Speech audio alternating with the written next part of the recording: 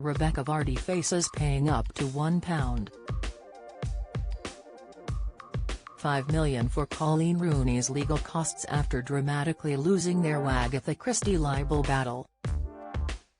Court papers reveal Mrs. Vardy has been ordered to stump up 90% of her rival's fees. But the wife of Leicester's star Jamie has challenged Mrs. Rooney to donate the sum to charity.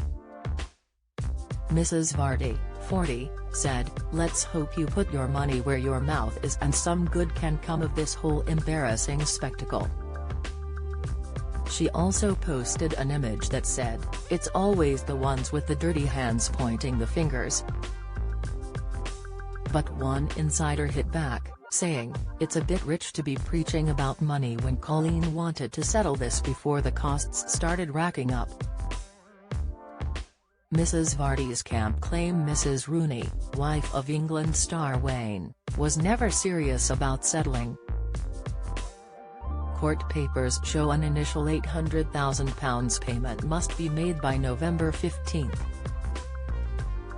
Mrs. Rooney's legal team have not yet produced a final total for their costs, but the last figure presented to the court was £1,667,860, and 90% of that would be £1.5 million if it remains unchanged.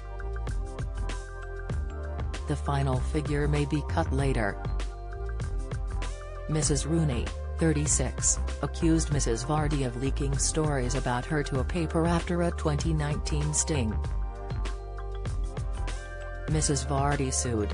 In July, High Court Judge Karen Stein ruled Mrs. Rooney proved her claim was substantially true and Mrs. Vardy knew about disclosures by her ex-agent Caroline Watt.